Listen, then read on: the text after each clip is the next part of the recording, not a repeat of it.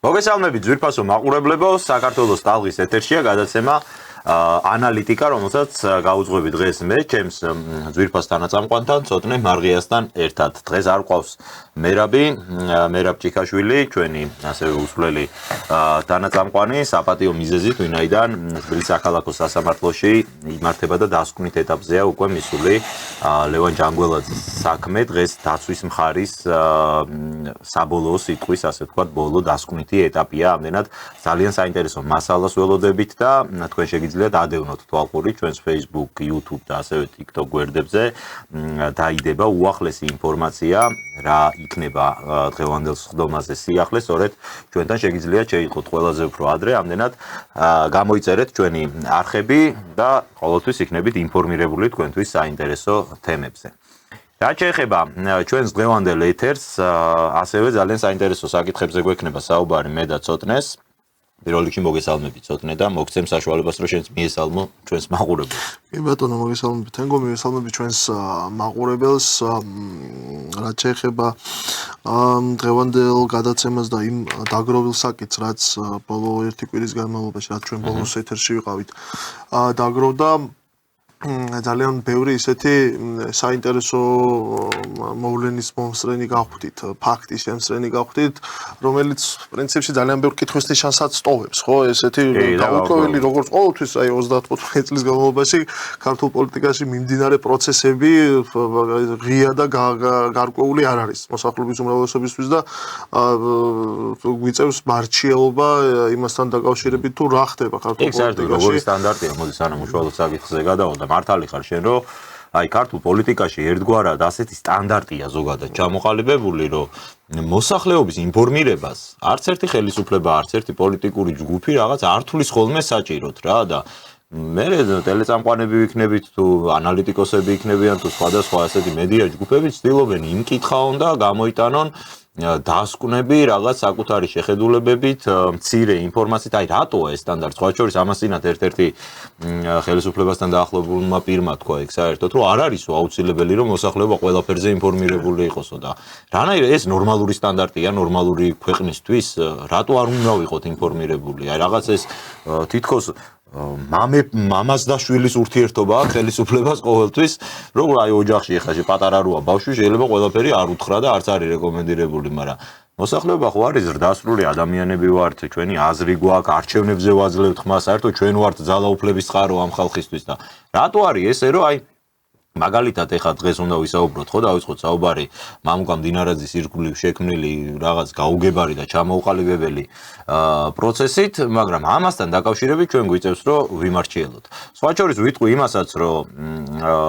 სიახლეები რა არის ამ თემაზე, ზოგადად ეს ადამიანი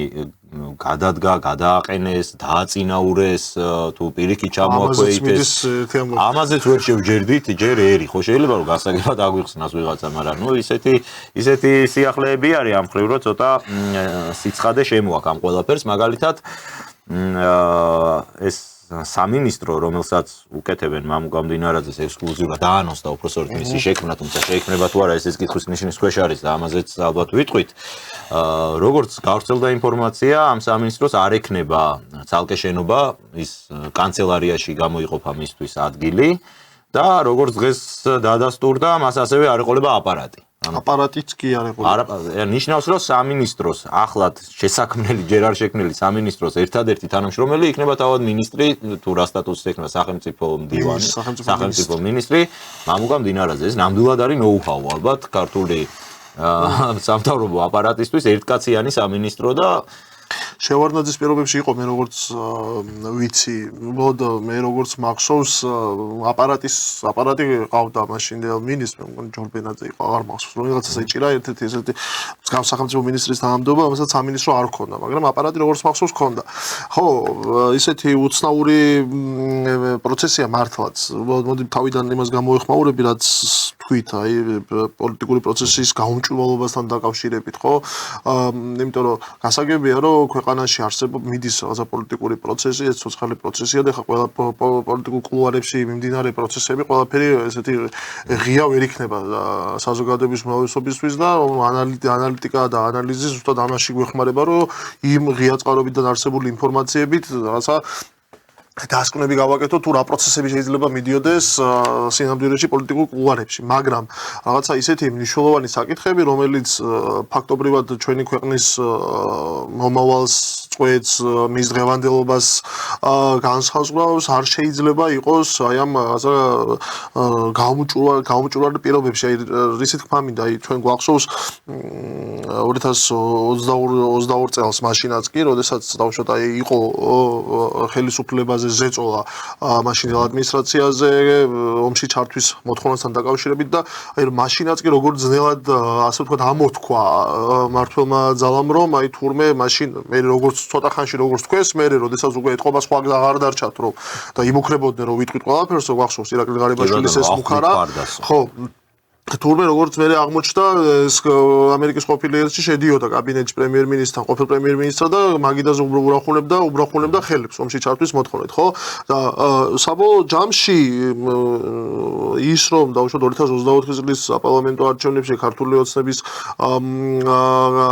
არჩევნები ქართული ოცნების გამარჯვებით დასრულდა, ალბათ აი ამ სიცხადის შეტანამ ძალიან დიდი როლი ითამაშა ამ ყველაფერში და ერთი რამ ფაქტია და ერთი რამ უნდა ითქვას რომ ის ნებისმიერი ხელისუფლება გასაგები კიდევ ერთხელ მეორე რომ არსებობს რაღაც საკითხები რომლებიც ვერ იქნება ესე ფართო განხილვის საგანი და რაღაცა რომელიც ეხება საქართველოს საფრთხეებას და ასე შემდეგ ხო ეს ამისთვის სპეციალური ორგანო არსებობს ეს კანონითაც არის კაცო რეგულირებული და რაღაცა არის გრიფით საიდუმლო ეგ გასაგებია ისე თქმა მინდა მაგრამ ის რომ ხელისუფლებას რომელიც ხალხის მიერ არის არჩეული და პასუხისმგებლობა და ანგარიშვალდებულობა გააჩნია ხალხის წინაშე არ შეიძლება რომ საკუთარ ხალხს უთხრა ის რომ ამას თქვენ ვერ გაიგებთ ეს თქვენთვის არ არის საჭირო და მოდი ამას ჩვენ მივხედავთ ესე არ ხდება ამის ეს ვრცელდება ცოტნე რაზეც იცი აი მათ შორის ეს გაუმჭვირვალობის პრობლემა მათ შორის ვრცელდება იმაზეც რომ აი ბოლო 5 წელია მთელი საზოგადოება მარჩიელობს იმაზე რა არის ქვეყნის საგარეო კურსი. აი ხო არ შეიძლება ხა კაი გასაგებია რომ იქ პოლიტიკური თან აქ ესეც უნდა გავმიგნოთ არსებობს რაღაც სახელმწიფოებრივი საკითხები რაშიც არსებობს ანგარიშვალდებულება. არის რაღაც პარტიული შიდა პარტიული თემებზე კი ბატონო ეხა ნუ გამოხვალ და ნუ ჩამომბარებ ანგარიშს მესმის, მაგრამ ეხა ქვეყანა რა საგარეო ორიენტაციის არის, აი რა სახელმწიფოში ვცხოვრობთ ამაზე როგორ შეიძლება რომ მარჩიელობა გვიწევდეს ეს ხო უნდა იყოს გაცხადებული ცხადი კონსტიტუციაში ერთი გვიწერია პარლამენტი მეორე სიძახის მთავრობა მესამე ხო მაგრამ მაშინ უნდა იყოს კონსტიტუციასთან თანხვედრაში ის პოლიტიკა რაც ჩვენ რასაც ვაკეთებთ რამე ის არა კონსტიტუციურ ჩარჩოს მიღმა განცხადებებს აკეთებთ თუ ნაბიჯები არის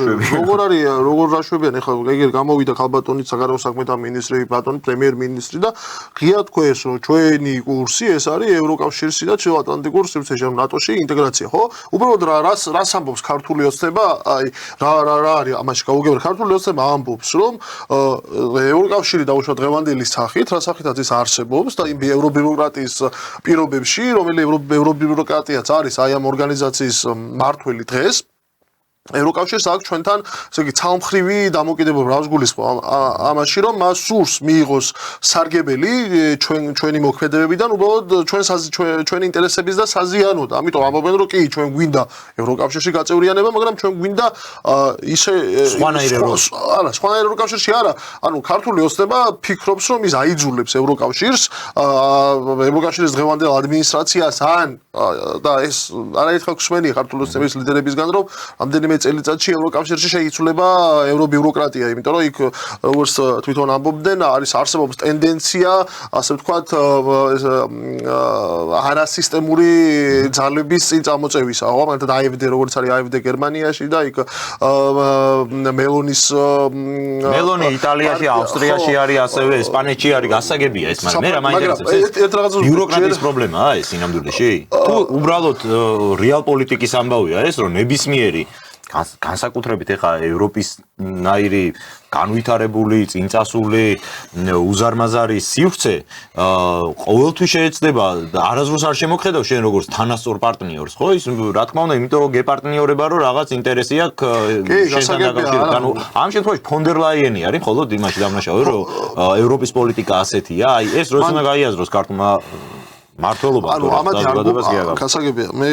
მეცდები აქვს ქართული სისტემის არგუმენტი რა არის ამ შემთხვევაში რომ უბრალოდ ესე სვამენ საკითხს რაღაც გარკვეულწილად შეიძლება ეს რაღაც ნაწილში სწორი იყოს მაგრამ მე ვიტყვი შემდეგ რა შეიძლება და ფაქტია რასაც დღევანდელი პროცესები აჩვენებს რა შეიძლება ცდებოდეს ქართული სისტემა ერთი ისინი თვლიან რომ ევროკავშირში დაუშვათ დასავლეთში არსებული აი ამ განხეთქილების პირობებში ხო ტრამპისა და ამერიკის შეერთებული შტატების დღევანდელ ადმინისტრაციასა და ევროკავშირის შორის გასაგებია რომ ის რაღაცა უკრაინაში ომის დაწყებიდან არსებული ეს რაღაცა რკინის ფარდა რომელიც ამ შემთხვევაში ჩამოწვა რუსეთსა და ევროკავშირის შორის ევროკავშირისვე ინიციატივით კიდევ უფრო ძიმედ დაეშვა და ანუ ეს რაღაცა ყოველ შემთხვევაში ამ ეტაპზე ეს ურთიერთობები რუსეთსა და ევროკავშირის შორის კიდევ უფრო წვავდება ხო საერთოდ საუბარია იმაზე რომ ევროპელები ემზადებიან ომისთვის დიდი ომისთვის რუსეთთან ხო ამაზე არაერთი ანალიტიკოსი საუბრობს ხო და ანუ ევროკავშირი ფაქტობრივად იდეაში არის ევროპის კონტინენტზე მოკავშირის გარეშე ამერიკის შეერთებული შტატები მას კი ბატონო ჯერჯერობით არსებობს ნატოს ხოლგა და ამერიკის შეერთებული შტატები არის მისი მთავარი უსაფრთხოების გარანტი თუმცა იქიდან გვესმის ჩვენ განცხადებები რომ იმ ფონზე რომ ჩვენ როდესაც ჩვენ ვერ ვღებულობთ ესე ვთქვათ ურთიერთსასარგებლო ურთიერთობაში აღარ ვართ ევროკავშირთან მაშინ როდესაც ჩვენ დავგვჭირდა ეს ირანთან დაპირისპირებისას მათ ჩვენ უარი გვითხრეს დახმარებაზე ჩვენც ვფიქრობთ რომ თუ რაღაც რომ მოხდეს ხო ჩვენც რატომ და დავხარჯოთ არა ამერიკული დოლარები გარანტირებული არ არის რომ ჩაერდება ხო ეს საკითხი ხო და ქართული ოცნება უყურებს რომ შეიძლება აი ამ პირობებში ქართული სახელმწიფოს ეს გეოგრაფიული მნიშვნელობა აი ამ გეოგრაფიის მნიშვნელობა კიდევ უფრო გაიზარდოს და ასე ვთქვათ ევროკავშირისთვის როგორც ალტერნატივის მაძიებლისთვის მსოფლიო გეოპოლიტიკაში ხო და ეს ალტერნატივა ვიცით ყველა საიტკენაც არის ეს არის ჩინეთის მიმართულებით ქართული სახელმწიფო შეიძლება აღმოჩნდეს რაღაცა სრულიად ახალი მნიშვნელობის მქონე, ანუ ასე ვთქვათ, შეიძლება ესე უყურებენ ქართულ ოცნებაში და მე რასაც ვხედავ მათ დამოკიდებულება დაახლოებით ასეთია, რომ ევროკავშირისთვის ჩვენ უფრო ღირებული ვიქნებით 2-3 წელიწადში, ისე მიდის მსოფლიო პოლიტიკა, ვიდრე ჩვენთვის შეიძლება ევროკავშირი იყოს ღირებული დღეს. ამიტომ მათ მოუწევთ იმის აღიარება, რომ თავარი მიზანი რა არის? თავარი მიზანი არის ის, რომ მათ მოახერხონ როგორღაც ხელისუფლების ენარჩუნება და გაუძლონ იმ წნეხს, რაც მოდის ამჟამინდელი ბიუროკრატიის მხრიდან და 2-3 წელიწადში ისე შეიცვლება მსოფლიო პოლიტიკა, რომ საქართველო გახდება ძალიან მნიშვნელოვანი როლის მქონე და ისინი იზოლებული იქნებიან, აი ამ ამდენი წარუმატებელი მცდელობის შემდეგ იზოლებული იქნებიან საქართველოს სახელმწიფოსთან თანამშრომლობ ქართული ინტერესების დაცვით, მაგრამ ერთ უცებ დავამთავრებ, მაგრამ რა არის ყველაზე ეს საგანგაშო აი ამ მოდელში და საინტერესო აი ის ასე ვთქვათ წარმოდგენები იმასთან დაკავშირებით, რომ ევროპა შეიძლება არსებული ევრობიუროკრატია შეიცვალოს და იქ მოვიდნენ ისეთი ძალები, როგორც დაუშვათ იქნებოდა ქართული სახელმწიფოს ინტერესებში, შეიძლება ვთქვათ, ქართული ოცნების გადმოსახედიდან, ხო? იქნებოდა ქართული სახელმწიფოს ინტერესებში, ამ თეორიას ზარი გაუჩინა ორბანის მარცხმა უნგრეთში და ეს არ არის, ანუ ეს არ არის რაღაცა გარდაუვალი აუცილებლობა, რომელიც ევროპას წინ ელოდება, ხო? აქედან გამომდინარე, ეს ფსონი თუ ამ შემთხვევაში მე სწორად ვაკეთებ ანალიზს იმისას, თუ ქართული ოცნება როგორ აღიქვამს ამ პროცესებს, ეს ფსონი შეიძლება არც თუ ისე მართებული იყოს 100%-იანი იყოს მით უმეტეს იმ პირობებში, როდესაც არსებობს ძალიან ბევრი ალტერნატივა ქართული სახელმწიფოსთვის დღეს, ხო? იმ პროცესებიდან გამომდინარე ზუსტად რა პროცესებიც მიმდინარეობს ჩვენს ირგვლივ ჩვენს რეგიონში, ქართულ ოცნებას და ქართულ სახელმწიფოს შეიძლება და აქვს ძალიან ბევრი ალტერნატივა თუ როგორ შეიძლება ქართული სახელმწიფოს ხვალინდელი და მომავლის შექმნა და განვითარება. აი ამ იცით თქვა მინდა, რომ აი ამ დაუშვათ აი ამ ერთ კონკრეტულ შედეგზე ფსონის დადებამ შეიძლება გამოიწვიოს ის, რომ სხვა შესაძლო, ასე ვთქვათ, ვარიანტები, რომლებიც შეიძლება უკეთესიც კი აღმოჩნდეს და პერსპექტივაში ანალიზის მხრივ შეიძლება უკეთესიც კი იყოს ქართული სახელმწიფოს განვითარებისთვის, შეიძლება ჩვენ ყურადღების მიღმა, ჩვენ რა მართლ გუნდს და ქართულ ოცნებას შეიძლება ყურადღების მიღმა რჩება და ეს შეიძლება აღმოჩნდეს ძალიან დიდი პრობლემა რამდენიმე წელიწადში, განსაკუთრებით დაუშვათ იმ საკითხთან დაკავშირებით, რასაც ქვია ჩვენ უმთავრესი ამოცანის გადაწყვეტა ტერიტორიული ძალების ქართულ ოცნებას ეს საკითხი მე მგონი ფსონი რომ დადებული აქვს ამ მიმართულებით ეს აი წეღანაც ვახსენეთ კონსტიტუციაში უწერია, ახლა მეტი რა უნდა გააკეთოს, რომ ჩვენი სწრაფვა უნდა იყოს მხოლოდ დასავლეთით, მხოლოდ ევროკავშირის, მხოლოდ ჩრდილო-ატლანტიკური ალიანსის მიმართულებით. ახლა თავისთავად ეს ჩანაწერი ამხელა აბსურდია, ამაზე ჩვენ ისედაც გვისაუბრია და რა თქმა ამას ლაპარაკი, მაგრამ ალბათ აი მართლა საოცარია, რომ სახელმწიფო თავისივე ხელით იკეტავს ყველა სხვა ალტერნატივას გარდა იტოვებს პოლიტიკის წარმოების უფლებს უერენს კარგავს, ხო, ამ შემთხვევაში, როდესაც ჩვენ აკრძალული გაქვს საკუთარი კანონმდებლობით სხვა საგარეო ვექტორისკენ გახედვა. მე არ ვამბობ, რომ აუცილებლად უნდა გაიხედო ან არ უნდა გაიხედო, მაგრამ შესაძლებლობას რო ისმობ შენივე ხელით, ეხა ვასალური სახელმწიფო ალბათ მეტი არაფერს არ ნიშნავს. აქ იცი რა არის საინტერესო, ხა ის მომენტი რაც ჩვენ ახსენე, რომ აი საგარეო პოლიტიკა გქონდა ჩვენ მეორე თემად მონიშნული, მაგრამ რახან ამაზე დავიწყეთ საუბარი, მოდი ეს ბოლომდე მივიყვანოთ. შენ თქვი, რომ საქართველოს ქართული ოცნების განმსახედიდანო საქართველოს ამ შექმნილ გეოპოლიტიკურ ვითარებაში შეიძენს განსაკუთრებულ როლს. იმიტომ რომ ის არის კავკასიის გასასვლელი და გასაღები პირდაპირ აზიასთან, ახლო აღმოსავლეთთან, აზიასთან, შუა აზიასთან კავშირისთვის, რომელიც არის ძალიან მდიდარი ენერგეტიკული ენერგომატარებლებით და იმ ფონზე, როდესაც ევროკავშირისთვის რუსული ბაზარი არის ფაქტიურად დაკეტილი და რუსეთთან ის ვეღარ ვაჭრობს, ვეღარ იღებს ყოველ შემთხვევაში ინფორმით, რაპორმიტაც იღებდა ამ ენერგომატარებლებს, შუა აზიის ბაზარი მათთვის გახდა ძალიან საინტერესო ამ ყველაფერთან ერთად. საქართველოს ამ მხრივ მართლაც არის გასაღები და ამაში ვეთანხმები თუ ეს არის მათი ანალიზი, რომ ჩვენ ქვეყანას შეიძლება დაეკისროს განსაკუთრებული როლი და ფუნქცია. ეს ნამდვილად ასე არის. ამაზე მხოლოდ ქართული ოცნება არ საუბრობს და ბევრი ანალიტიკოსი ამას აღნიშნავს, რომ უახლოესი 30-40 წელია, ხა მე არ ვიცი საერთოდ ამ სოფლიოში 40-წლიანი პროგნოზი გაკეთება რამდენად შეიძლება, მაგრამ ნუ რაღაც პერიოდი, რომ ჩვენი რეგიონის მიმართ იქნება განსაკუთრებული ინტერესი, ეს არის ცხადი. მაგრამ ამ შემთხვევაში ჩდება ის კითხვა, რომ თუ კი ჩვენ ველოდებით ზუსტად მაგ მომენტს, როდესაც უნდა მოხდეს აი ეს გაცნობიერება დასავლეთის მხრიდან ჩვენი მნიშვნელობის და გადმოიდგას აქეთ რაღაც შემხედრი ნაბიჯები, აი ძალიან ლოგიკური კითხვა ჩდება, რომ ქართული ოცნება რაში გვჭირდება მაგ ყველაფრისთვის. მაგრამ ქართული ოცნების როლი რა არის ამ ყველაფერში? ეს არის საინტერესო. სხვა ხელისუფლება ახლა რა ნაცები რომ მოbrunდნენ, ისინი სხვა რამეს იზავენ, სხვაგან შეატრიალებენ ვექტორს. ისინი ხომ აქეთ იყურებენ დასავლეთისკენ. თუ კი საბოლოო ჯამში აი ისი თქმა მინდა ჩვენი აი ეს მომავალი პერსპექტივები არის მთლიანად იმაზე დამოკიდებული ევროპაში რა შეიცვლება აი ქართული ოცნების საჭიროება ამ ყველაფერში რა ქართული ოცნების საჭიროება დგას ნუ ქართული ოცნებისვე ხო აზრით როგორ არის დგას ასე ვთქვათ იმაში რომ დაუშვათ ეს ინტერესები რაც ჩვენ თქვით მანამდე ომში არ გავეხო ევროპული ზუსტად ევროპული ინტერესები რაც ეს ხო ყველამ კარგად გვესმის ახლა და რა ვიცი ჩვენთან არის კონსტიტუციურად გაწერილი და უცვლელი ჩვენი ქვეყნის ინტერესები 35 წელია რომ არის ნატო და ევროკავშირში გაწევრიანება, თორემ ყველამ კარგად ვიცით რომ ეს ინტერესები მსოფლიოს გეოპოლიტიკისა და პოლიტიკის ცვლილებებთან ერთად შეიძლება შეიცვალოს, ხო? სახელმწიფოს ინტერესები. დღეს შეიძლება ვიღაცასთან დაძაბულობა იყოს სახელმწიფოს ინტერესი, ხვალ შეიძლება პირიქით, ხო? ურთიერთობების დათმობა, მაგრამ ხო და აქედან გამომდინარე ისე თქვა მინდა რომ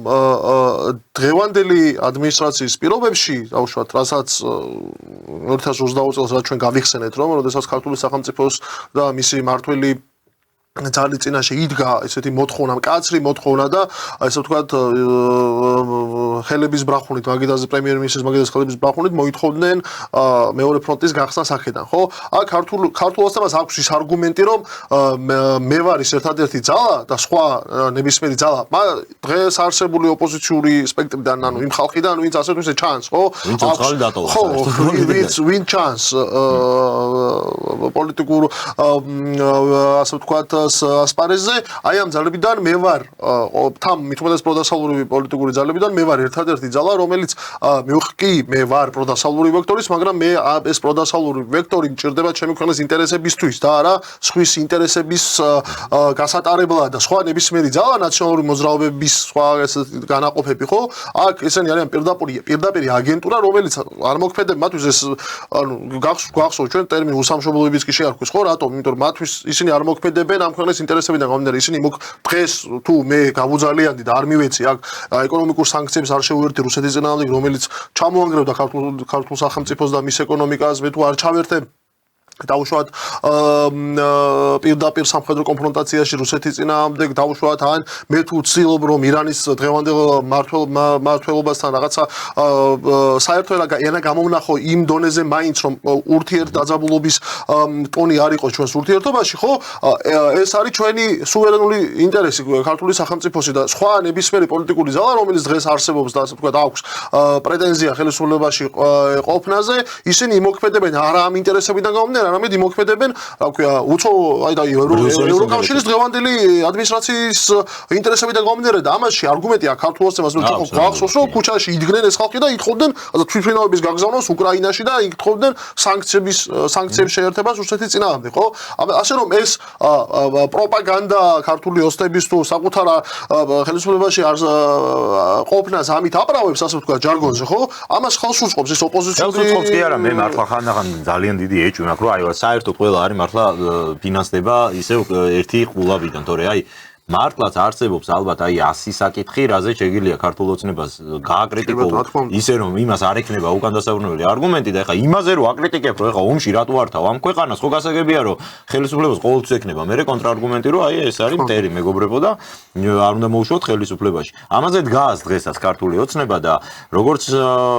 საქმეს ეტყობა 2028-შიც ამაზე იდგება, იმიტომ რომ ის მართალია ეს საკონსტიტუციო სარჩელი, რითიც უნდა აიკრძალონ პოლიტიკური პარტიები, ხელა ხალხო შეიტანეს. ხო, ნუ კიდე გაგრძელდა ერთი წლით. კიდე გადავადდა, ასე ვთქვათ და თან ამას წინ უსწრებს პრემიერ-მინისტრის განცხადებები, რომ აი 28-შიც ესევე დავამარცხებთ ნაცებს. ერთი რაღაც არის მანდ მნიშვნელოვანი საგარეო ფაქტორები დავიწყეთ საშინაოს ნაცვლად, ვფიქრობდით, მაგრამ ერთი რაც მნიშვნელოვანია და უნდა ხაზი გავუსვათ არის ის, რომ ნებისმიერი, ნუ ესეთი მსხვილი მასშტაბის, ასე ვთქვათ, საშინაო პროცესი, რაც ქართულ პოლიტიკაში მიდის, დიდწილად დაკავშირებულია საგარეო ფაქტორებთან და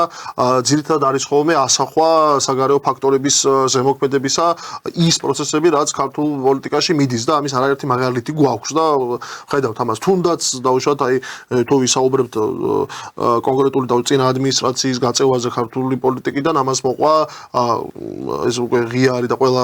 ძალიან მარტივად შეუძლია ამ პროცესის ანალიზი და შეფასება და ამას მოყვა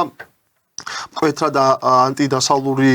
რიტორიკიდან ისევ პროდასავლურ რიტორიკაში დაბრუნება, ხო, მართველი ძალის მხრიდან. ამიტომ ეს ის ფაქტორები, რაც ქვეყნის შიგნით მიმდინარეობს, არის გამოძახილი გარე ფაქტორებისა. ერთი რაღაცა ევროკავშირზე რომ დავასრულოთ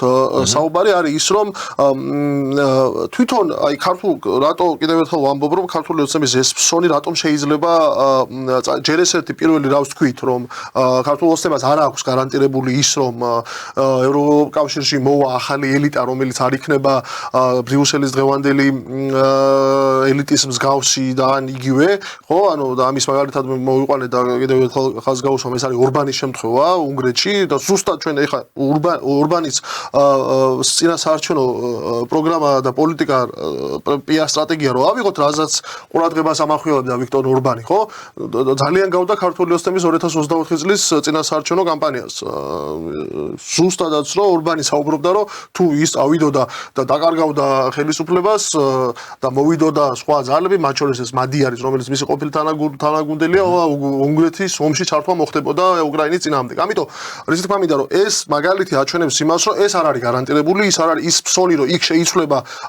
ელიტა და ის უფრო ლოიალური გახდება, ის იძულებული გახდება ქართული ინტერესებისგან გამომდინარე ითანამშრომლოს ქართულ სახელმწიფოსთან. ეს ასე ვთქვათ 100%-იანად გარანტირებული არ არის. ეს ერთი და მეორე. მკვეთრი ასე ვთქვათ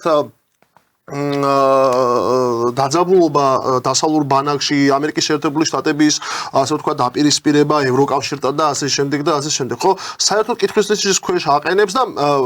თან ამ ყველაფერს პლუს ის გეოპოლიტიკური პროცესები და გეოეკონომიკური პროცესები, რაც სოფლიოში მიმდინარეობს, ხო, ეს ნავთობის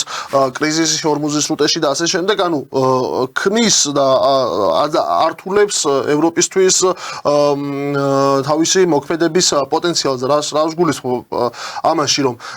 თუ ამერიკის შეერთებული შტატები აღარ იქნება უსაფრთხოების ხოლგა ევროკავშირისთვის თუ ევროკავშირის ეკონომიკა განიცდის გზელვადიანად იმ პროცესების ზეგავლენას რაც სოფლიოში მიმდინარეობს ხო იქ ეხლა ხანს იყო სტატია გერმანიაზე როგორც უნდა დაისახა უკვე ნავთობის ეს კრიზისი და რა ელოდება უახლოეს თვეებში თუ ეს პროცესები გაგრძელდება ხო 200,000 სამუშაო ადგილის დაკარგვაზე იყო საუბარი ხო პროგნოზირება იგივე გერმანულ მედიაში ხო აქედან გამომდინარე ანუ ეს პროცესები თვითონ ევროკავშირის არსებობის საკითხსაც კი კითხვის ნიშნის ქვეშ აყენებს ხო იმიტომ რომ თუნდაც ის არასისტემური ძალები ევროკავშირში რომლის იმედით შეიძლება ქართულ ოცნებას ჰქონდეს რომ ისინი შეცვლიან საკუთარ დამოკიდებულებას ისინი ევროსკეპტიციზმით არიან გამორჩეულები ანუ ის დაუშვათ ისინი საერთოდ გაფართოებაზე არ ფიქრობენ. ხო, ისინი საერთოდ გაფართოებაზე არ ფიქრობენ, პირიქით შეიძლება ფიქრობენ, რომ ევროკავშირმა საკუთარ თავი ამოწურა. სწორიც არის ალბათ ამ შემთხვევაში, იმიტომ რომ ნუ ერთი რამ რაც ხადად შეგვიძლია ვთქვათ და ეს ესმით რა თქმა უნდა ევროპაში, კარგად არის რომ ევროკავშირი ინფორმით, რაფორმითაც აქამდე არსებობდა, ვერ აღმოჩნდა რეზისტენტული აი ესეთი კრიზისის თვის. ის აღმოჩნდა რომ არც საკუთარი თავდაცვის შესაძლებლობები აქვს იმდენად განვითარებული რომ შეძლოს მხოლოდ მან საკუთარი თავის დაცვა აღმოჩნდა რომ არც ეკონომიკური მდგრადობა აქვს ისეთი რომ გაუძლოს ესეთი დონის კრიზისს მიუხედავად იმისა რა თქმა უნდა ის იყო წამყვანი ეკონომიკა მსოფლიოში და ის რომ ეხა იქ რაღაცა ცვლილებები მართლაც მოხდება ამ ყველაფრის მერე ეს არის ცხადი უბრალოდ ეხა მართლაც ფსონის დადება იმაზე რომ ეს მოხდება გაფართოების მიმართულებით და ევროკავშირის გაფართოებაზე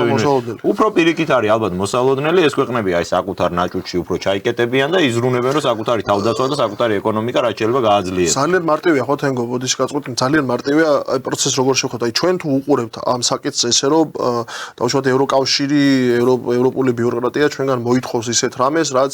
არ არის რიგითი ქართველის ინტერესი. რიგითი ქართველის ინტერესი არ შეიძლება იყოს რუსეთთან ომში ჩართვა. რიგითი ქართველის ინტერესი არ შეიძლება იყოს ეკონომიკურ სანქციებს შეერთება, იმიტომ რომ ის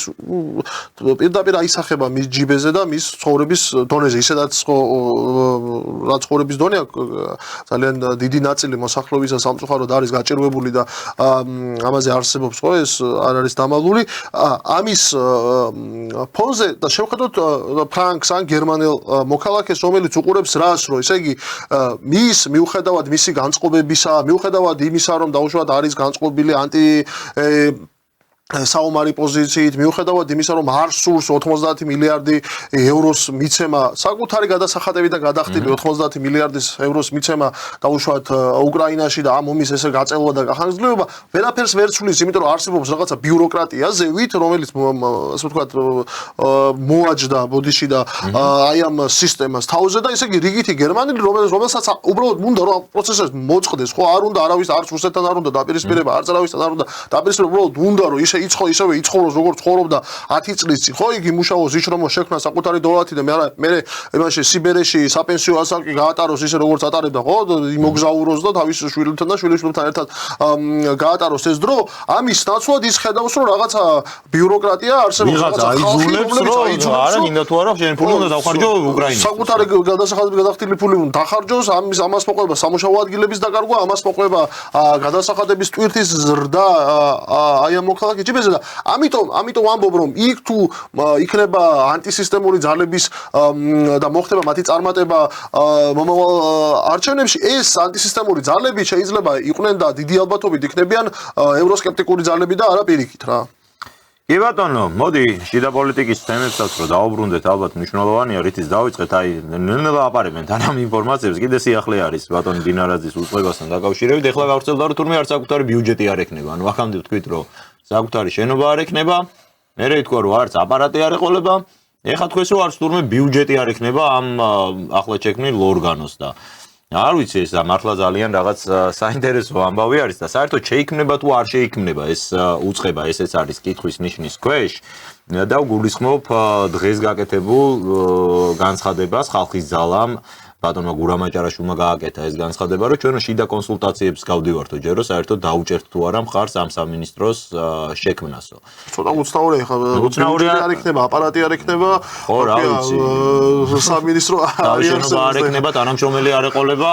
გამოდის აი მართლა ერთხელ გარეთ რასაც ვამბობდით რომ ალბათ რაღაც WhatsApp-ის ჩატი უნდა გააკეთოს და ჩაღარო ზალოვანი უწყებები და არა 20-იან ამბობდა გაუგებარია გასაგებია ხა როდესაც არ არის ფუნქცია გაწერილი საერთოდ ნებისმიერ სამინისტრო ნებისმიერი უწყება რაც იქნება კონკრეტული ფუნქციით რომ მას უნდა ჰქონდეს რაღაც ფუნქციას უნდა ასრულებდეს და ეს ფუნქციები უნდა იყოს გაწერილი კანონში ხო პირველ რიგში როდესაც ჯერ ეს გაუგებარია საერთოდ რა ფუნქცია ექნება და რა ფუნქციას არ უნდა დაეკისროს მას თანამშრომელი დაჭირდება არ ვიცი რადგან ამბობენ რომ არც თანამშრომელი ეყოლება და არც ბიუჯეტი არ ექნება კობახიძე ალბათ თავისჯებიდან მიცემს ფულს დინარაძეს და მაგით დამთავრდება ეს ამბავი თუ რა იქნება წარმოდგენა არა მაგრამ საინტერესო რა არის ამ შემთხვევაში რომ ბატონ გურამ აჯარაშვილის განცხადებას მინდა შევეხო. ხალხი ზალამ დღეს თქვა, რომ ჩვენო ჯერ არ გვაქვს გადაწყვეტილი დაუჭერთ თუ არა ამ სამინისტრო შექმნას მხარსო და გავდივართ ამ საკითხზე კონსულტაციებსო. ეს განცხადება მე ვფიქრობ ჩვენ აუცილებლად უნდა განვიხილოთ მცირე ხნის წინ, დაახლოებით 2 კვირის წინ, ასევე ამ პოლიტიკური ჯგუფის მიერ გავრცელებული განცხადებით გულისხმობ ბატონი დიმიტრი ხუნდაძის ძალიან მწვავე გამოსვლას პარლამენტში, რომელმაც პირდაპირ გააკრიტიკა არსებული სამთავრობის ადმინისტრაცია, კობახის ადმინისტრაცია ძალიან მწვავედ გააკრიტიკა, აი დაახლოებით ისე როგორც ამ სტუდიიდან და შეიძლება კიდევ უფრო უარესად გვიკრიტიკებია განსაკუთრებით სოციალურ საკითხებზე კობახის ადმინისტრაცია, აი ამ ენით პირდაპირ გააკრიტიკა. შუალედში იყო ასევე ბატონი სოზარ სუბარის განცხადებაც, რომელიც ეკუთვნის ის ხალხის ძალას და რომელმაც ასევე საინტერესო რამ თქვა, რომ ჩვენო ძალიან დიდი გეგმები გვაქვს და ერთგვარად ეს ჯგუფი იწყებს დამოუკიდებელ თამაშს. ეს ჩანს. მე არ ვიცი ხა ხალხის ძალა მართლა დაუჭერს თუ არ დაუჭერს მხარს ამ დინარაძის ექსკლუზიური სამინისტროს შექმნას, ის ალბათ მართლა სხვა პროცესებზეა დამოკიდებული, მაგრამ ერთი რამ რაც ხადად შეგვიძლია ვთქვათ არის რომ საქართველოს პარლამენტიზე კობახიძის გავლენა აღარ არის ისეთი ერთპიროვნული როგორც აქამდე იყო. ჩვენ გვახსოვს რომ რასაც გადაწყვეტა პრემიერ-მინისტრი საღამოს ჩაატარებდა ბრიფინგს ის გაატკაცუნებდა და მეორე დილით პარლამენტს ჰქონდა ნოტარიუსის ფუნქცია. მხოლოდ რომ დაემოწმებინა მის მიერ მიღებული გადაწყვეტილება. როგორც ჩანს ესე აღარ არის და აი ეს ხალხის ძალის ეს პოზიციონირება ამ ფორმით ნამდვილად არის ამისი დასტური. მეორე საკითხი ახლა თავად ეს ხალხის ძალა ამ ყველაფერს და ამ კონსულტაციებს მართლა შიდა ჯგუფში გადის თუ კიდე არის რაღაც ასე ვთქვათ ჯგუფები თუ პიროვნებები ვისთანაც უნდა შეათანხმონ ეს ყველაფერი. ეს რა თქმა უნდა მათი საქმეა, მაგრამ კობახიძის გავლენები რომ საქართველოს პარლამენტზე არის აშკარად შესუსტებული და მას ესე ერთპიროვნულად აღარ შეუძლია ყველა გადაწყვეტილების მიღება თუ გატანა, ეს მე მგონი ნამდვილად არის ფაქტი, ხო, დამეთანხმებით. კი ბატონო, ხო, მოდი დავიწყოთ იმით, რომ რაც შეაფასე, რომ თითქოს ხალხი ძალა ცდილობს რაღაცა დამოუკიდებელი მოთამაშის სტატუსი მოირგოს, ასე ვთქვათ, ხო? ერთი რაც შეიძლება პირველ რიგში უნდა ითქვას და ალბათ ძალიან მნიშვნელოვანია, რომ დღეს ქართული ოცნების აი ამ ხელისუფლებას გააუჩნდეს რაღაცა კონკურენტული, ასე ვთქვათ, ოპოზიციური ძალა, რომელიც თუ არ იქნება დაკავშირებული პროდასავლურ ასე ვთქვათ ვექტორზე არ იქნება ვექტორზე კი ბატონო ეს ცალკე საკითხია ხა ვინ ამდენად დაიჯერებს იმას რომ ხალხი ძალა რომელიც ქართული ოცნების წიაღში არის დაბადებული იქნება რეალურად დაპირისპირებული ქართულ ოცნებასთან ეს ცალკე საკითხია და ხალხი ძალის პრობლემა ალბათ ეს თვითონ უნდა გადაჭრან ეს საკითხი თუმცა ამ ყველაფრის აუცილებლობა დგას, იმიტომ რომ პრინციპში რაზეც ჩვენ არაერთხელ გვისაუბრია მათ შორის ეთერში და ეთერს მიღმაც, როდესაც პროცესებს ვაანალიზებდით, ერთი რაღაცა იყო ძალიან შემაშფოთებული, რომ ქართულ ოცნების მოქმედ ადმინისტრაციას ჰქონდა აბსოლუტური ძალაუფლება, ფაქტობრივად აბსოლუტური ძალაუფლება, ხო? ანუ ნებისმიერ რამეს ეს იქნებოდა სწორი თუ არასწორი, თუ ისინი ჩათვლიდნენ, რომ ეს იყო სწორი, საერთოდ უაპელაციოდ ისე რომ არავინ ხმას არ იღებდა, ჩვენისთანა პატარა რაღაცა შეიძლება გამონათებებია, რამდენიმე სტუდია არსებობს, სადაც ამაზე იყო საუბარი, მაგრამ აი ისეთი ხალხის მხრიდან, რომელიც დისკრედიტირებული არ არის ქართული ოცნების მხრიდან და ეხა მოლოტოვის კოქტეილს არ ესწოდნენ პარლამენტის შენობას და რაღაცა ომში ჩართვას არ ეთხოვდნენ უკრაინის, ასეთი ძალების მხრიდან ფაქტობრივად, ასე ვთქვათ, ასეთი ძალა, რომელიც აი ამ ყველაფერზე საუბრობდა, ღიად ფაქტობრივად არ არსებობდა და ამ პირობებში, ასე ვთქვათ, რაღაცნაირად თავისთავადი სიჩუმეში გაჩნდა თითქოს რომ რასაც მართველი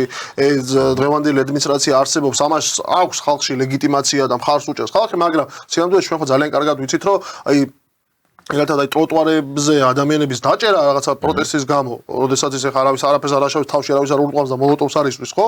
ეს არ არის ნორმალური და ამას არ მიესალმებიან ქართული ოცნების ამომრჩევლებიც, ვინც ქართულ ოცნებას ხარს უჭერს ან უჭერდა, ხო? ისიც არ მიესალმება ამ პროცესს და ახლა რა განსხვავებაა მაშინ, ხო? ახლა ნაციონალურ მოძრაობას თუ საუბრობდა იმ რეჟიმზე საუბრობ, რომელიც რაღაცა კატასტროფა და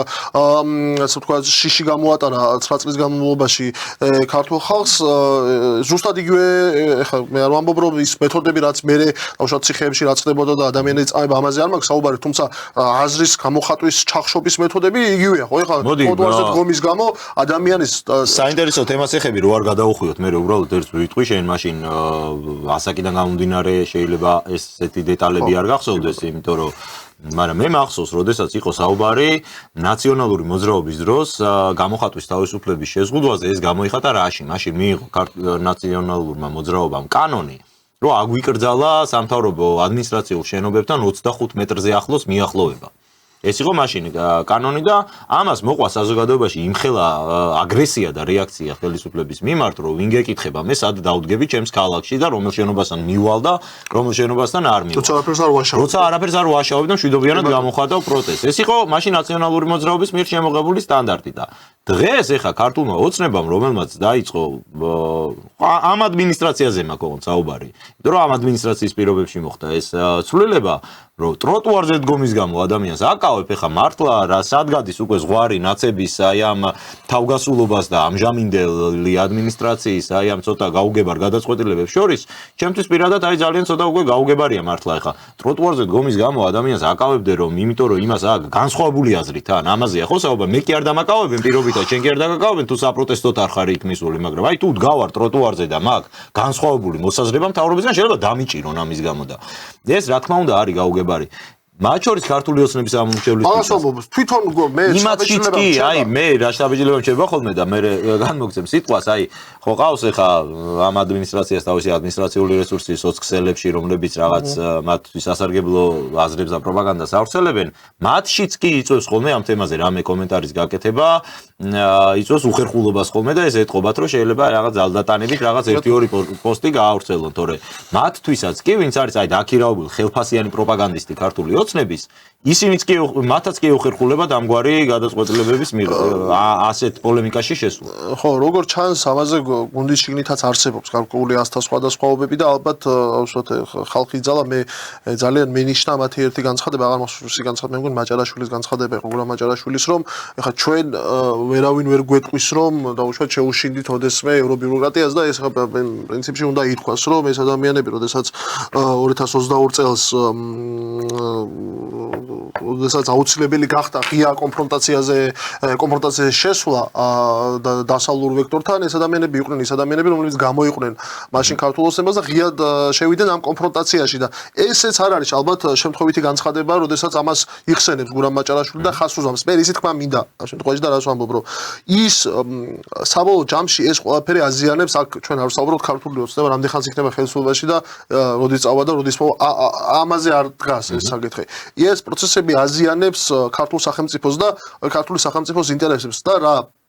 ურე როდესაც ჩვენ აანონსებ და გაცემ ამ დაპირებას რომ ის ძალები და ამაში მე აბსოლუტურად ხარს უჭერ უბრალოდ ეს უნდა მოხდეს ყველანაირი სამართლებრივი ჩარჩოების აბსოლუტურად დაცვით ხო ის ძალები რომლებიც ღია აგენტურულ საქმიანობას ეწევიან ქართული სახელმწიფოს წინააღმდეგ ჩართული არიან მის საბოტაჟში ან დაუშვათ ქმნიან აქ და ეწევიან ომის პროპაგანდას აგვივებენ ეთნიკურ შუღლს ხო ანუ ესეთი პოლიტიკური ორგანიზაციები პოლიტიკური ძალები, რომლებსაც და მით უმეტეს წინა ხელისუფლების დღევანდელი წარმომადგენლები, ანუ ის ყოფილი მაღალჩინოსნები, რომლებსაც აქვს მთელი რიგი დანაშაული აქვს ქართული სახელმწიფოს მიმართ ჩადენილი და მათ შორის 2008 წლის ომი ალბათ ყველაზე ესეთი კარგი მაგალითი ამის, ანუ ამ ადამიანებს უნდა აეგზავნოს პოლიტიკური საქმიანობა. ხო, როდესაც ამას აკეთებ, ამას აანონსებ, წინასაარჩევნოდ იგებ არჩევნებს შემდეგ, ამ პროცესს აჩერებ, ხო, ანუ ამას ყურადღებას აღარავინ აღარ აქცევს, რაღაცნაირად აჭიანურებს შეგაქ ერთი საარჩევნო დაამატე ფედერალისტები, რა გიგა ბოკერია, რომ გიგა ბოკერია რომ ნაცი იყო, აქამდე არ იცოდნენ, ეხლა რომ მოაფიქრდათ, რომ თურმე გიგა ბოკერიასაც უნდა აუგზავნონ პოლიტიკური საქმიანობა. ხო, ეს ერთი და პარალელურად ამისა, როდესაც ანუ ის ასე ვთქვათ, სათავე, საიდანაც იწამლება ქართველი ახალგაზრდობა საიდანაც უშუალოდ ის მიდის სახელმწიფო გადატრიალების არაერთი მსხვერპლი ამას ხელს არ კიდებ ისევ და ისევ ესე ტოვებდა რაღაც რამდენიმე ახალგაზრდას რომელიც შეიძლება შემცდარია შეიძლება ბევრ რაღაცაში არასწორად რომ შეიძლება ბევრ რაღაცაში სწორია ხა იცი ვინც იქ დგას და ამბობს რომ ტროტუარზე ადამიანის დაჭერა ტროტუარზე დგომის გამო არ შეიძლება სწორია ეს ადამიანი ხა ის მაგრამ რაღაცას იჭერე ხო მე ვინც არ უნდა იყოს რამიშობა როგორი საგარეო საშინაო ეკონომიკური თუ იდეოლოგიური შეხედულებები ქონდეს ხო მაგრამ მე ისიც თქვა მინდა რომ როდესაც ამას იჭერ ჩვეულებრივ რიგით მაგრამ გიგა ბოკერიას პოლიტიკურ მოღვაწეობას ისევ არ უგზავნო მიუხედავად გაცემული დაპირებისა როდესაც დაუშვათ იმ ძალებს რომლებიც კიდევ ერთხელ მეორე აი არყევდა და არყევს აი ამ ქვეყნის სახელმწიფოებრიობას და ემსახურება სხვა ქვეყნის ინტერესებს ხელშეუხებელს ტოვებ აი ეს ქართული სახელმწიფოს ინტერესების წინააღმდეგ მუშაობს ყველაფერი საბოლოო ჯამში და სწორედ აი ამ კონტექსტში აი ხო დინარაძე ვახსენე და მისი შესაძლო მინისტრობა ახალი უწყების შექმნა ხო ესეც არ არის ეს ხო აი ამას ვინც უყურებს ეს ხო აი ხა ჩვენ რო არ გჭირდეს ჩვენს თავს რო არ ხდებოდეს ალბათ სასაცილო იქნებოდა ხო ეხლა ნებისმიერ სხვა ქვეყანაში რომ მომესმინა მსგავსი რაღაცა რომ თან ამბობ რომ რაღაცა ძალიან დიდი პასუხისმგებლობა იქნება პასუხისმგებლობა ისე ერთი კაცი თუ იქნება მარტო პასუხისმგებლობა შეიძლება და საქმე ძალიან ბევრი კონდეს მაგრამ აი არ არის ეს ნორმალური პროცესი სასაცილოა ეს ყველაფერი და ეს სუსის სახელმწიფო უსაფრთხოების ყოფილი შეფი რომ სასაცილო ხდება საზოგადოების თვალში ეს არ არის სახელმწიფოს ინტერესები როგორ შეიძლება ეს სახელმწიფოს ინტერესები იყოს ხო მან მისი გაკეთებული საქმე რომელიც მან გააკეთა აი ამ 7 წლის განმავლობაში 7 თვის განმავლობაში 4 ოქტომბრის საქმე როგორც თვითონ დაგვიანოსა რომ იქ სისხლი უნდა დაურულიყო და სახელმწიფოს გადატრიალებისგან გადაგვარჩინა ხო თუ ეს საქმე მან მართლა გააკეთა ხო ეს ძალიან დიდი საქმეა და პრინციპში რა გინდა დაუფასო გენერლობა მისცეს ხო და ამას ვამბობ ანუ ეს საქმეებიც კი ესე ვთქვათ ნიველირდება და სასაცილო ხდება აი ამ პროცესებიდან გამომდინარე მაგრამ ერთი რაღაც არის რა აქ კიდევ ერთხელ რაზეც მინდა მე ხაზით გავუსვარო მე როდესაც ჩვენ უყურებთ ქვეყნის შიგნით მიმდინარე პროცესებს ხო ძალიან მნიშვნელოვანია გავიაზროთ ის რომ დიდ წილად ეს პროცესები განპირობებულია საგარეო ფაქტორებიდან გამომდინარე მე ერთ რაღაცას გავიხსენებდი კიდე და ეს არ არის არ გქონდა ვაპირებ თამას საუბარს თუმცა ძალიან მნიშვნელოვანია რომ გავიხსენოთ რომ 2012 წლის შემდეგ ქართული ოსტების მმართველობის პირობებში პირველად სწორედ აი ამ ადმინისტრაციამ და რამდენიმე დღის წინ მოახერხა და გამოავლინა რუსეთის ჯაშუში საქართველოში რომელიც მოქმედებდა რუსეთის სახელმწიფოს ინტერესების სასარგებლოდ ანუ რაში გამოიხატება ეს რომ ქვეყანას რომელსაც აქვს სატელიტური დაზვერვა ხო ფოტოებს უღებენ კოსმოსიდან ხო აქ ხიდებს უღებდა რაღაც ფოტოებს და რუსებისთვის უნდა მიეცა ხო ეგეც ისეთივეა ცოტნე მოდი გამოვთქვა ჩემ აზრს აი ეგეც ისეთივე წარმატება არის როგორც 4 ოქტომბრის რევოლუციის აღკვეთა არა მე ეს ხო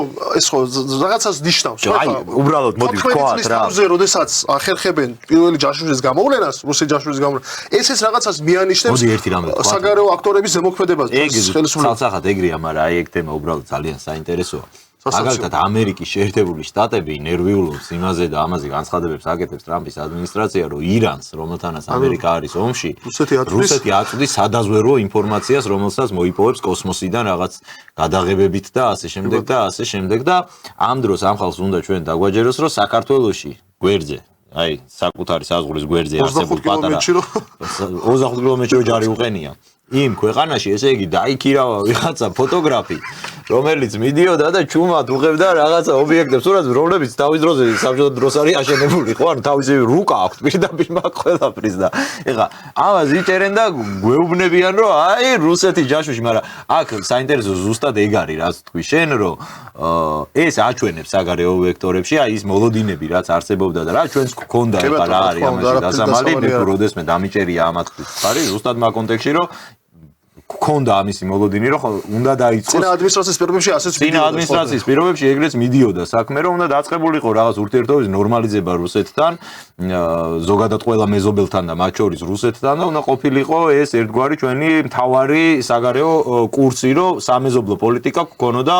დაალაგებული და მეზობლებთან არაფერი აღარ გქონოდა გასაყოფი და სადღაც ოკეანის გაღმა კი არ უნდა გვეყურა აი აქვე ჩვენს რეგიონში რომ არ უნდა გვემუქრებოდეს საფრთხე ეს პრობლემა უნდა ყოფილიყო გადაჭრილი და ესენი ეხლა რომ გამოდიან და მართლა რაღაც სატელიტური დაზვერვის მქონე სახელმწიფოზე იძაღია რომ ფოტოგრაფებს გირაობდა საქართველოში სურათების გადასაღებად ეს აჩვენებს აი რა როგორ მოაგვარა ამ ადმინისტრაციამ რუსეთთან საქმე. პირიქით ჩვენ ამის პავლოვად შეგვიძლია გავიხსენოთ მაგალითად ზახაროვას განცხადება ხო ეხლა ეს ისეთი გადაღებული თემაა ფაქტობრივად ასე ვთქვა ძალიან ყველა გააკეთა ამაზე განცხადება ვისაც კი არ ეზარებოდა მაგრამ მოდი რა კონტექსტში შემოვიტანოთ იცი ზახაროვას განცხადება ჰერჩინსკის დავუპირისპიროთ ხო კი ჰერჩინსკის განცხადება მართლა საინტერესოა კონტექსტში შევხედოთ რას უყურე ჩვენ გვახსოვს 2022-2024 წლები როდესაც იმ ზეწოლის ფონზე რაც მოდიოდა ევროკავშირის მხრიდან სახელმწიფო გადატრიალების 5 მცდელობის ფონზე როგორც თვითონ დათვალეს ახლა ხანდაც ახსენა მამუკამდე 5 გადატრიალების მცდელობა იყო ამ პიროვნებს ამთავრებს ეგრე ითვლიან 5 გადატრიალების მცდელობა იყო ამის ფონზე ჩვენ გვახსოვს რა განცხადებები კეთდებოდა რუსეთის სახელმწიფოს მხრიდან ხო მათ შორის რუსეთის სახელმწიფოს მეთაურის პუტინის მხრიდან კიდევ ერთხელ წინა ეთერში გავიხსენე მე მგონი და ეხლა გავიხსენებ რომ შესაძლოა მან თქვა რომ ის რაღაცა გაუცებული უყურებთ და საქართველოს ახალგაზრდა ხელისუფლებას თუ როგორ მედგრად განანო ევროპელი ბიუროკრატების და დასავლეთის წინააღმდეგო ხო გვახსოვს ეს განცხადება ხო და ეს რაღაცნაირად ჩანდა რომ ასე ვთქვათ სტაბილურობის გარანტია პირდაპირ შეიძლება ეს ღია შეიძლება ითქვას სტაბილურობის გარანტი დასავლეთის მცდელობა ხო კიდევ ერთხელ ვთქვათ დასავლეთი ცდილობს ქვეყანას სიტუაციის არევას და ამ შემთხვევაში სტაბილურობის გარანტი საქართველოში აღმოჩნდა რუსეთისა და ჩინეთის ინტერესები ხო ეხლა რა რეალობის წინაშე ვდგავართ ხო მოდი ეხლა ისევ ავიღოთ ამ ორი დიდი გეოპოლიტიკური ცენტრის ესე ვთქვათ წარმომადგენლის განცხადებები ამ შემთხვევაში ავიღოთ აქეთ ჰერჩინსკი იქით ავიღოთ ზახაროვა ხო არც ერთის ტონი ქართულ სახელმწიფოსთან მიმართებაში და ქართული ოსტემის ხელისუფლებასთან მიმართებაში ხო არც თუ ისე ესე ვთქვათ სასიამოვნო იყო ხო ეს ჰერჩინსკი გასაგებია ვინც არის და მე 5 წელია ემსახურება აქ სამოქალაქო დაპირისპირების გაღვივებას სახელმწიფო გადატრიალების გაღვივებას და წარმოადგენს იმ ევროპულ ბიუროკრატიას, რომელსაც სურს საქართველოს აზერბაიჯანის ხორცად გამოიყენოს საკუთარი ინტერესებიდან გამომდინარე. ხო, როგორც უკრაინელებს იყენებს დღეს ეს ხო ეს ჩვენთვის შეიძლება ვიღაცისთვის ეს იყოს რაღაცა აი წარმოუდგენელი რაღაცა და ეხლა ჩვენ ვითომ აქ პროპაგანდისტობთ რაღაცებს და ვაბუქებთ რაღაცებს, მაგრამ სიამდვილეში აი ეს ხო ხდება ევროპაში, რომ ევროპა რომ ამას აკეთებს, ამის მაგალითი ხო უკრაინა არის, რომ მე 5 წელია აზერბაიჯანზე ხორცად ყავთ უკრაინელები გამოყენებული, იხოცება იქ ათასობით უკრაინელი კარგავს ტერიტორიებს, მაგრამ ნუ არაფრის დიდებით არ აძლევენ საშუალებას უკრაინას რომ ეს ომი დაამთავროს ხო და ამის თავარი მიზეზი და თავარი განაპირობები დღეს უკვე ევროკავშირი და ევროპა არის ხო ამიტომ ეს არაფერი წარმოუდგენელი არ არის რომ მათ ეს ინტერესი აქვს ჩვენთან მიმართებაში რომ აზერბაიჯანზე ხორცად გამოგვიყენონ რუსეთის წინააღმდეგ მაგრამ ამის პარალელურად ჩვენ გვესმის მარია ზახაროვას განცხადება, რომელიც ამბობს, რომ ეხლა ჩვენ ის რაღაცა რამდენიმე ესეთი ძალიან მნიშვნელოვანი ნაბიჯი, რომელიც გადავდგით ურთიერთობის ნორმალიზაციისკენ, ხო? რაც ქვია ფრენების აღდგენას, რაც ქვია უვიზო მიმოსვლის შემოღებას საქართველოს მოქალაქეებისთვის და რაც ქვია ამნესტიას იქ ცხოვრები ქართველებისთვის და ამ შემთხვევაში გულისხმება და უშუალოდ ვისაც ჰქონდა იქ ყოფნის ლეგალური ვადები დარღვეული, ხო? იმათ შეეხო ამნესტია და ეს ძალიან დიდ ეკონომიკურ, ასე ვთქვათ, დოლარის მომტანი აღმოჩნდა პირველ რიგში ქართული სახელმწიფოსთვის და ქართული სახელმწიფოს ინტერესებისთვის. ზოგი ამბობს, რომ ეს რუსეთის ინტერესებიც იყო, კაცო, იყო რუსეთის ინტერესები, გასაგებია რუსეთის ინტერესიც არის, მაგრამ დიპლომატია ხო ეს არის, რომ საერთო ინტერესები დაპირისპირების ნაცვლად გამონახოთ საერთო ინტერესები, ხო, რაც შენ გაწყვეტ, ეს არის ამის იდეალური მაგალითი, როდესაც ჩვენს ინტერესს რამდენიმე თითქმის 10-მდე ფრენა სრულდება ყოველდღიურად და რამდენიმე მილიონი ტურისტი ჩამოდის რუსეთის მხრიდან საქართველოში და ხარჯავს ფულს ქართულ ეკონომიკაში, ხო? ხო და აი ამის გადახედვის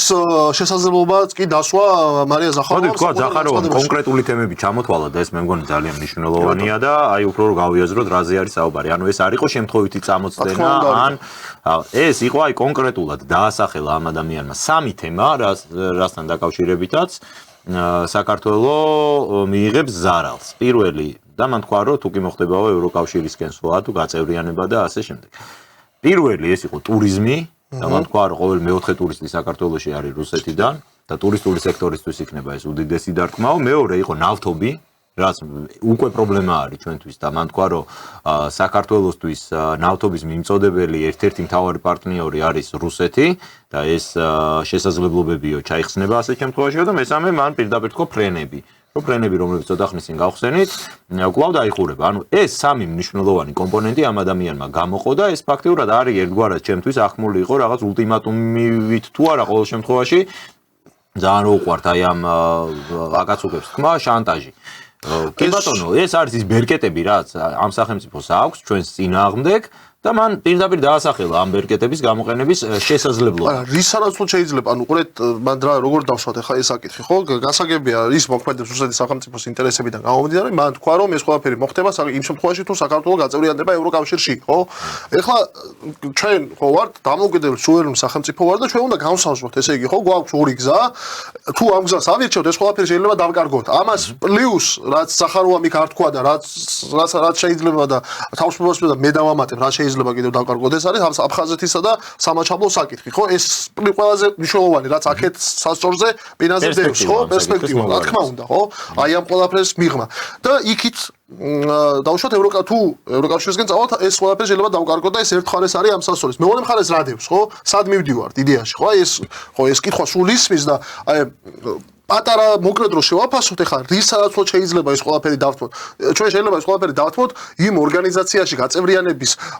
სანაცვლოდ, რომელიც სახელმწიფოს გადატრიალების 5 ცელობა დააორგანიზა როგორც მინიმუმ საქართველოში, რომლის ელჩები პირდაპირ მოითხოვდნენ საქართველოს ხელმძღვანელი თანამდებობის პირების მხრიდან საქართველოს სახელმწიფოს ომში ჩართვას რუსეთის წინააღმდეგ. ეს ადამიანები პირდაპირ მოითხოვდნენ და ეს ორგანიზაცია სანქციებს შეერთებას რუსეთის წინააღმდეგ, რაც ეკონომიკურ კოლაფსს ნიშნავდა ქართული სახელმწიფოსთვის და ნიშნავს დღესაც და მივდივართ ისეთი იმ ორგანიზაციისკენ, როდესაც გვაქვს თელ ერს და მართლ ძალას გაცხადებული საკუთარი კონსერვატიული შეხედულებები ბოლო-ბოლო ყველაფერს რო თავი დავანებოთ, ხო? 17 მაისს იკრიბება იქ ოჯახიზმის აღსანიშნად, ხო? მივდივართ ორგანიზაციისკენ, რომელიც გეუბნება, რომ შენ ეს მსგავსი ჩანაწერის შენს კანონმდებლობაში, რომ ქალია, კაცია და მშობელი ერთი და ორი კი არ არის, დედა და მამა არის მშობლები, ხო? ეს ჩანაწერები თურმე ადამიანის სრულების აზიანებს და ეს არ უნდა გეწეროს შენს კანონმდებლობაში, ხო? აი ამ ყველაფრის ეს ყველაფერი არის ერთ მხარეს, რომელიც ნიშნავს პროევროპულ გზას და მეორე მხარეს ამის საპირწონედ რაც ჩამოვთვალეთ ის დევს საზღვრის ამ პინაზე და ეს განცხადება კიდევ ერთი რატო არის მნიშვნელოვანი, რომ ეს განცხადება განა მარია ზახაროვამ არ იცის. ან რუსეთში არ იციან, რომ ჩვენ კონსტიტუციაში გვიწერია ევროკავშირში გაწევრიანება, ხო? მიუხედავად ამ ყველაფრისა, მიუხედავად იმისა, რომ ვიმეორებ რუსები ფრთხილად უყურებენ საქართველოში პროცესებს და ეს შეგვიძლია ვთქვა, იმიტომ რომ ისინი არ არის მათი ინტერესებში საქართველოში არეულობა, არც მეორე ფრონტი არ არის რუსეთის ინტერესებში, ხო? აქედან გამომდინარე ისინი ცდილობენ მეტნაკლებად გამოზომილი იყვნენ საკუთარ განცხადებებში საქართველოსთან დაკავშირებით იმისთვის, რომ არ გამოიწვიოს ამან ნებათა ღელვა ქვეყნის შიგნით. მაგრამ აი ამ განცხადებას მიუხედავად იმისა, რომ იციან, რომ ჩვენ ევროკავშირში და ნატოში გაწევრება კონსტიტუციაში გვიწერია, ძალიან მნიშვნელოვანი და მკაფიოდ აკეთებენ და ეს არის გზავნილი ქართული ოცნებისთვის. ქართული ოცნების პასუხსაც ვთქვათ, მოდი 2-3 სიტყვა, ეს მართლა ძალიან მნიშვნელოვანი, ანუ ალბათ სახელმწიფო დგას აი სამ მნიშვნელოვან კომპონენტზე. ეს არის უსაფრთხოება, ფიზიკური უსაფრთხოება, ეს არის ეკონომიკა, იმიტომ რომ ვიარსებოთ და ეს არის კულტურა, ხო? მესამე საკითხი, აი რა კულტურულ სივრცეში მიდიხარ. რაც ჩვენ ჩამოთვალეთ და სრულიად ასე არის. ეკონომიკური თვალსაზრისით ევროპული ბაზარი საქართველოსთვის არის მიუწვდომელი და ეს ყველას კარგად ესმის ამ ქვეყანაში, იმაზე რომ საუბრობენ ხოლმე, რომ აი როგორ მივაღწიოთ იმ სტანდარტს, რომ ევროპაში გავიტანოთ პროდუქტი და საუბრობს ქვეყანა ამაზე, რომელიც ჯერ საერთოდ პროდუქტს არ ქმნის არაფერს, აი რა სტანდარტზეა საერთოდ ლაპარაკი, მაგრამ ნუ, კაი, ეს ჩორს აგვიყვანს, ანუ ეკონომიკურად ეს არის მიუწვდომელი ჩვენთვის, უსაფრთხოების თვალსაზრისით ხედავთ, რომ პირიქით საფრთხის შემცველი არის ამ მხრივ და კულტურული თვალსაზრისით მართლა აი რაღაცა LGBT სიგიჟეში უნდა ამოყო თავი. აი სამი საკითხი არის ერთ მხარეს და მეორე მხარეს არის ის, რაზეც ჩვენ ვისაუბრეთ, რომ მათ შორის ტერიტორიული საკითხების გადაწყვეტა, ეკონომიკური უსაფრთხოების საკითხების გადაწყვეტა და როგორც მინიმუმ ფიზიკური უსაფრთხოების საფრთხის მოხსნა. რომ იქიდან ელემენტარულად აღარ გემუქრებოდეს ყოველ 10 თუ 15 წელიწადში ერთხელ სამხედრო კონფლიქტი ბირთვულ სახელმწიფოსთან. ამაზე არის საუბარი. აი ეს ამ ორ რაღაცა შორის არის სინამდვილეში არჩევანი გასაკეთებელი, მაგრამ ამას როგორ უპასუხობს ქართული ოცნება აი ამ განცხადებას და რა იყო ქართული ოცნების სპიკერების მესიჯები? როგორ არ იყო კაცო ბატონი გოგა ხაინდრავას განცხადება იყო ძალიან საინტერესო რომ აი მანო აი ის ფილმი ხო გაქვს ნანახი ქართული გახმოვანებით რო არის ჩაჭრილები რაღაცა იმან ბაღაფშმა იმას მიხედოს და დაახლოებით იგივე ჟანრი ვინ ეკითხებაო კაცო იქ ზახაროვასო ჩვენო საწავალ და საწამოვალდო მაგათ უფრო აწყობთო ეხლა საქართველოსთან ურთიერთობაო ვიდრე ჩვენ გვაწყობს მაგათთან ურთიერთობაო და საერთოდ არ მაინტერესებს მე ზახაროვა რას ილაპარაკებს და გეგონება აი რაღაცა მეზობელ თინაზე ლაპარაკობდა ისე ლაპარაკა რუსეთის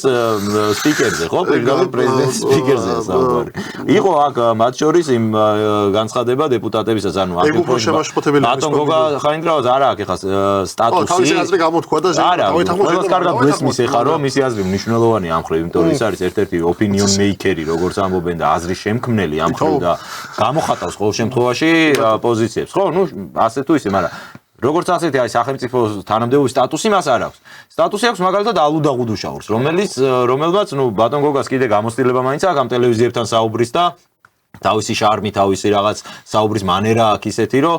საინტერესო მოსასმენი მაინც არის, რას ლაპარაკობს. აი, ღუდუშაურის განცხადება იყო საერთოდ ერთხელ რომ მოვისმინე დავითანჯე და მეორეჯერ აღარ მომინდა რომ მომესმინა ისეთი ფორმით, მაგრამ შინაარსობრივად იგივე, რომ ჩვენ არ გვაინტერესებს რას ილაპარაკებენ რუსეთში საქართველოზე. რამდენად შეიძლება ეს იყოს იმ ქვეყნის პოზიცია, რომელიც არის აი იმ მდგომარეობაში, რა მდგომარეობაში ჩვენ ვართ და რომელსაც აქვს კონფრონტაცია ბირთვულ სახელმწიფოს. შეუძლებელი ეს არ არის ადეკვატური განცხადება და ადეკვატური ქცევა. იცი რა არის პრობლემა რა შეიძლება აღმოჩნდეს კიდევ უფრო დიდი პრობლემა ქართული სახელმწიფოსთვის, რომ და მათ შორის მართველი გუნდისთვის და ბატონი ალუდასთვის, ხო? თუ მას არ აინტერესებს დღეს ის განცხადებები, რა განცხადებებსაც იქ ზახაროვა აკეთებს ან რუსეთის წარმომადგენლები ღმერთმა არქნავს, რომ აიძულონ რომ დააინტერესდეს ამ ყველაფრით. ხო, აი ეს იქნება ყველაზე ცუდი სცენარი ქართული სახელმწიფოსთვის. მე არ მესმის ვერ ვიგებ ყოველ შემთხვევაში როგორ შეიძლება ესეთი ინფანტილური იყოს დამოკიდებულება მართველი ძალის წარმომადგენლის დეპუტატის საგარეო საქმეთა მინისტრების მხრიდან იმ ვითარებაში, როდესაც ხედავთ რომ აი მსოფლიო არის მართლა მესამე მსოფლიო ომის ზღვარზე, ხო? იქ ჩვენს ირგვლივ დასავლეთით ზღვა გვაქვს და იქ დასავლეთით არაფერი არ არის, საერთოდ მივდივარ ზღვა არის ინამდვილეში, ახეთ გასაგებია რაც არის და ზევით, ჩვენ ზევით, ჩრდილოეთით და სამხრეთით არის ომი, ხო? აი ამ ვითარებაში, როდესაც შენ ხარ რაღაცა აი ამ კალში, აი ამ ცესლის კალში ასე ვთქვათ მოქცეული, როგორ შეიძლება შენ ესეთი ინფანტილურ განცხადებას აკეთებდე? ზახაროვას განცხადება თუ არ გაინტერესებს, რუსი განცხადება უნდა გაინტერესებდეს აბა მართველი გუნდის წარმომადგენელს. შენ ამ ქვეყანასთან, ამ სახელმწიფოსთან სულ რაღაც 15 წლის წინ სამხედრო დაპირისპირებაში იყავი შესული და შენი ტერიტორიების 20% ოკუპირებულია, ხო? და შენი თავარი ამოცანა და ყველაზე მნიშვნელოვანი საკითხი შენ რაც უნდა გადარდებდეს და როგორც ნორმალურ მმართველს, რომელიც საქართველოს სახელმწიფოს და ქართულ სახელმწიფოს ინტერესებზე ფიქრობს, უნდა იყოს ის, რომ როგორ ღარც მოახერხო შენი ტერიტორიული მთლიანობის აღდგენა და შენი დევნილების, აფხაზებისა და ოსების, ოსეთიდან დევნილების, ხო? ქართველების მათი დაბრუნება შეძლო მათ საცხოვრებელ ადგილას და მათ დაბადების ადგილას, ხო? აი ამისკენ უნდა ისწრაფოთ და მთელი შენი გამოსვლის მე წინა ეთერში თუ რამდენიმე დღის წინ კითხე თუ რა იყო მიზანი რამ განცხადა ჩვენ სტუდიაში რო გახსოვს რა განცხადებას ამ განცხადებას რო აკეთებ რა მიზანი გქონდათ როდესაც ამ განცხადებას აკეთებდით მეთქი და ეხლა რჩევას მიცემ რომ ნებისმიერი მოქმედება მათი რომ ნებისმიერი განცხადება მათი რასაც ისინი აკეთებენ უნდა იმსახურებოდეს ამ ერთადერთ თავარ მიზანს, რასაც ქვია საქართველოს ტერიტორიული გამთლიანება და მსგავსი ტიპის განცხადებები, მსგავსი ინფანტილური ტიპის განცხადებები და რაღაც აი პახმელიაზე რომ ბოდიში კაცი წამოდგები და არაფრის მოსმენის თავი არა დამანებეთ კაცო თავი არ მაინტერესებს დასლაბა აი მსგავსი ტიპის განცხადებები და მსგავსი რიტორიკა, ხო, ეს პირიქით ხელს უშლის აი ამ პროცესს და არანაირად ხელს არ უწყობს და არ შეიძლება მსგავსი დამოკიდებულება მით უმეტეს კიდევ ერთხელ ვიმეორებ იმ ქვეყანასთან მიმართებაში, რომელსაც ჯერ ესეთი ღმერთმა დაგვიფაროს და რამე რომ იყოს 2008 წელს ნაცები როგორც გარბოდნენ წითელი ხიდიდან დარწმუნებული ვარ რომ ძალიან ბევრი ესენი დღეს ვინც არიან ისინი იგივე ვითარებაში ამოშტებიან და რიგი დადგება წითელ ხიდთან ეს ერთი და მეორე თავარი კიდევ ერთხელ რაც მნიშვნელოვანია თავარი გადასაჭრელი საკითხი თავარი პრობლემა საიდან წითელი ხიდი საიდან ამიტომ მაინც დიდი არჩევანი არ იქნება. თურქეთში გადავლენ. ასე რომ თავარი საკითხი, თავარი გამოწვევა ჩვენ ამ სახელმწიფოსთან გვაქვს და წარმოუდგენელი ხა იძახდე რომ აი რა ვიცი როგორ აი რას გავს ეს საერთოდ აი ანალოგი თუ მოიპოვება თუნდაც აი მტრად აღიქვამ ხო ამ სახელმწიფოს და გუდუშაური ფიქრობს რომ რუსეთის სახელმწიფო არის მტრა როგორ არ მტერი როგორ არ გაინტერესებს მე ის მტერი შეზე რას ლაპარაკობს როგორ შეიძლება რომ თქვა არ გაინტერესებს აი რაღაც თემურლენგი რომ მოდიოდა მართლა სისხლის გაცხადებული მიზანი იყო რომ იმიტომ მოდიო რომ მოსახლეობა გავუზინდო რა აი ესენი ხო ეგრე აღიქვამენ რუსეთს რომ რუსეთის აი პუტინი დღედაღამე იმას ფიქრობს რომ დილით რო გაიღვიძებს აი რამდენი ქართველი მოკლა დღეს მეტი საფიქრალი არა აქვს იმას ჩვენთან ესეც შეხედულება რომ ეგრეა და აი ხა წარმოიდგინე თემურლენგი რომ მოდიოდა და რაღაცა წერილს უგზავნის გიორგი მეშვიდეს და გიორგი მეშვიდეს ეთქვა ელჩისთვის რომ არ მაინტერესებს კაცს თემურლენგი ჩემზე რას ილაპარაკებს. აი რანაირად შეიძლება რომ ეს იყოს სერიოზული, რანაირად შეიძლება რომ ამ ხალხს კონდეს ქვეყანა ჩაბარებული, მე ამაზე მეშლება ნერვები, თორე ხა გასაგებია რომ გალუდაღუდუ შაურს მართლა არავინ არაფერს არ შეეკითხება, მაგრამ გააქვს ეს სტატუსი, დეპუტატი გქვია, ხალხმა აგირჩია გქვია, თორე შენც არავის არ მოუწია, რა თქმა უნდა, ხმა, მაგრამ ხო გააქვს ეს სტატუსი. ხო შეიძლება რომ ცოტა სერიოზულად მიუდგე იმ სტატუსს, რაც დაკისრებული გააქვს, ცოტა სერიოზულად ისაუბრო და ბოლო-ბოლო მართლა ხა პირში არავინ გივარდება იმ მიკროფონით და თუ არ იცი რა უნდა თქვა, საერთოდ ნურაფერს ნუ იტყვი და წადი და როგორც ამდენი ხანი ხმა არ ამოგიღია, ნურს მერე ნუ ამოიღებ იმ ხმას. რაღაც პერიოდი მაინც გაჩერდი, როცა ესე საკითხებს შეეხება, მაგრამ ნუ არ ვიცი, აი რატომღაც ქართულ ოცნებას გონია რომ მათი ესეთი პოზიციები ვიღაცისთვის არის მოსაწონი და ვიღაცისთვის არის ვიღაცის თვალში ამითი ქულებს იწერენ და მე არ ვიცი ვის თვალში შეიძლება ამითი რომ დაიწერო ქულა. დიდი მადლობა მინდა გადაიხადოთ ბაცემლო მაყურებლებო ყურადღებისთვის ჩვენი საეთერო დრო ამ ეტაპზე ამოიწურა თენგო ომანიძე და ცოტნე მარღია იყვნენ სტუდიაში და ვსაუბრობდით როგორც ჩვენი ქვეყნის შიგნით მიმდინარე პროცესებზე ისე საგარეო ვექტორებზე რა შეიძლება იყოს საქართველოს ჩვენი აზრით პრიორიტეტი და რაზე მიანიშნებს ბოლო პერიოდის მოვლენები. იმედი მაქვს საინტერესო იყო ჩვენი საუბრის მოსმენა თქვენთვის და დაგემშვიდობებით მომავალ შეხვედრამდე კარგად ბრძანდებოდეთ.